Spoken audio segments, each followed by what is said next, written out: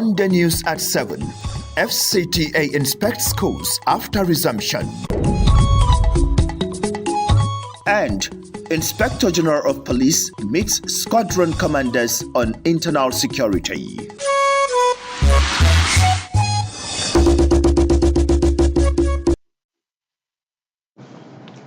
A very good evening to you and thank you for joining us on the 7 p.m. news on 98 Channel 5 Abuja, the unitary station. Let's begin with the news. I am Abdullah Hajia. The FCT Bandar Secretary for Education, Lami Hayo, has appealed for support and cooperation of both staff and students in guarding the new infrastructure being provided in the FCT schools. The Secretary made the appeal during the inspection of some schools after the resumption of the third-term academic session. Onozi Yakubu reports. On the first day of resumption for the third-time academic session at the government secondary school Tudunwada, the mandate Secretary for Education interfaces with the students and advises them to be good ambassadors of the school. Just like other schools. So be a good ambassador to the FCT administration. At the government science secondary school, Maitama academic activities are yet to fully commence, with students still checking in due to the Easter break. FCT Secretary for Education, Lami Hayo, calls for the protection of infrastructure put in place by the SNWiki-led administration in FCT schools. He expresses satisfaction with the turnout of students on the first day of resumption. See that those things are protected. But they are students, they are children. You cannot get 100%. So the ones they do at the end of the term, we have taken inventory. I think we have maintained some of those places before they come in. But we want to sound warning again that penalty will be sound on, that's the level we are going now. Penalty will go into anybody that did not handle the infrastructures properly. While the senior secondary schools have resumed for academic activities, the LEA primary schools are still under lock and key due to ongoing teacher strike. Onoze Yakubu, NTA News. Let's talk security now. The Inspector General of Police, Kayode Egbetokun, has announced the immediate reorganization of the police mobile force to focus primarily on its mandate of responding to emergencies. The IGP gave the directive at a meeting with the squadron commanders in Abuja. Francis Form reports. The MPF will no longer be tolerated. It is the Inspector General of Police High-Level Conference with 84 Police Mobile Force Squadron Commanders held at the Force Headquarters in Abuja. The IGP emphasized the urgent need to reposition the Police Mobile Force in line with its original mandate as an elite tactical unit equipped to respond swiftly to riots, emergencies, and violent threats. Today marks the beginning of a new era, one defined by accountability, discipline, and a recommitment to our founding values. All PMF squadrons are directed to maintain at least one fully equipped, combat-ready unit on standby at all times. These units must be prepared to support their respective state commands in any situation requiring urgent tactical intervention. Additionally, each squadron will be required to send one unit for training every quarter. These sessions will go beyond operational proficiency, placing strong emphasis on ethics, professionalism, and the principles of responsible policing. He expressed concern over the increasing diversion of Police Mobile Force personnel to non-core duties, including escort, guard services for private individuals and VIPs. The IGP urged the squadron commanders to lead by example through consistent training, mentorship, and routine inspections aimed at upholding operational excellence and respect for human rights. Francis from NTA News.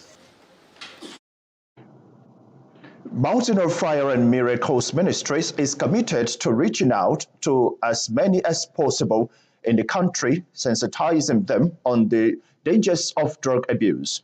To this end, a 3-day trainers workshop, which held at MFM Regional Headquarters Annex, Uye, aims to augment government's efforts by sustaining sensitization on drug abuse to reduce the burden of mental health in Nigeria. Deborah Gazashimeka reports that it was an engaging program for participants. Findings on drug use survey by the NDLEA reveals the drug use prevalence of 14.4% among Nigerians aged between 15 and 64 years, which is almost 3 times the global drug use prevalence of 5.5%, having observed the prevalence rates of drug abuse, which is high among the youth. The causes is said to be mainly due to frustration. A forensic toxicologist, Dr. Edikan Abbas-Udo, expressed concern over the dangers of drug abuse, stating ways to prevent and care for drug addicts inasmuch as they can be reached to reduce the burden of mental health in Nigeria. I've not really gone deep into, sensitizations like the ones Mountain of Fire have decided to partner with NDLEA. So, because once you're addicted, things you have to go through, drug treatments. So we have to teach them it's better to do drug reduction. Make sure it's not even available for people to take it.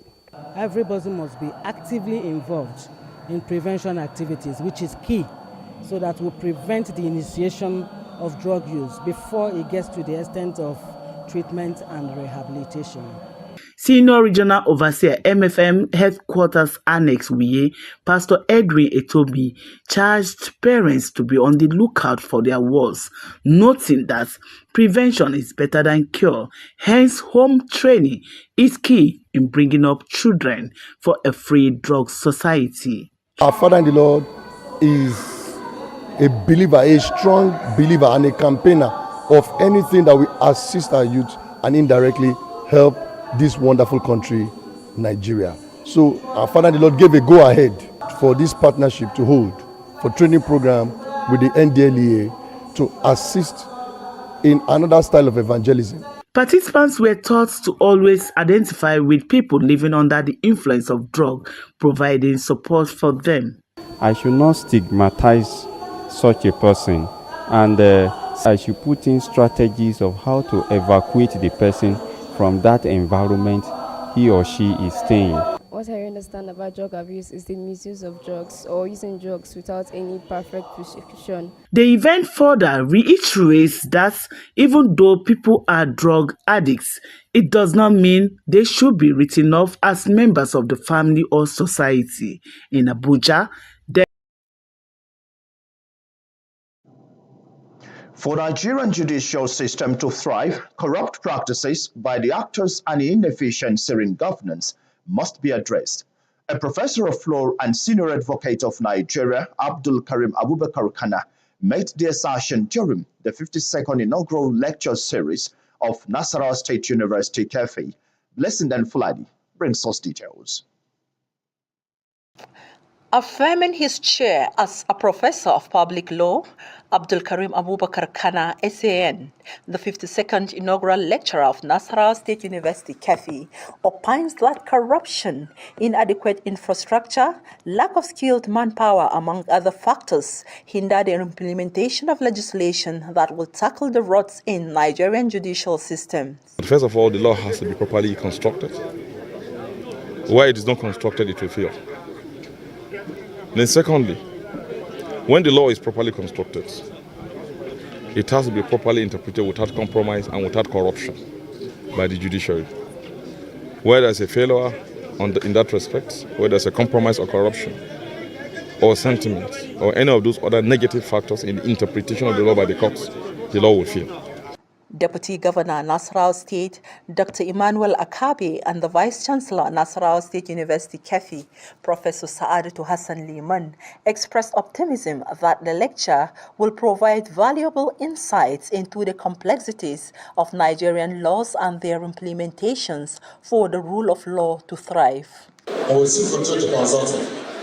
We will continue to beg you to make our knowledge available, to make all the facilities you have available to us in the state. It has brought out all the necessary ingredients that contributed to the failure of our laws. I urge all academia and also the legal luminaries to take his document as their Bible so that they can implement it, and I'm sure if implemented, our laws will be far better. We are thanking God for bringing it to like this, and then we are looking forward for others, not even our family directly, to also achieve their own dream. Judiciary, they say, is the last hope of the common man. As such, there is need for both the body of benchers and the Nigerian Bar Association to make the laws work for or against everybody. Blessing Damfulani, NTA News.